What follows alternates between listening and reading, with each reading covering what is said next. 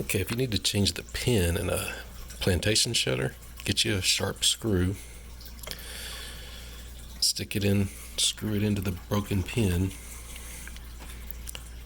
and then you can pull it out. And I'm talking about a sharp screw with a sharp tip like this. It's kind of hard to do one-handed.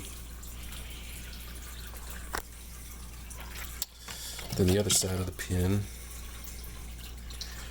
you sit there and screw it in. And you can use a screwdriver if you need to and pull it out.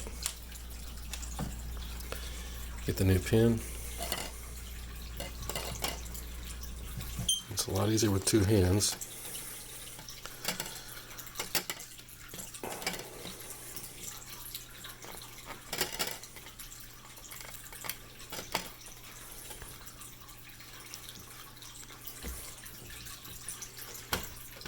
There, and it popped into place. This is just Amazon Prime.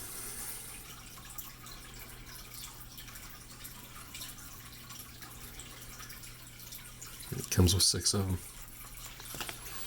So hopefully that helps somebody. I mean, the main thing is the screw. That's how you get the broken pieces out. The rest of it's self-explanatory.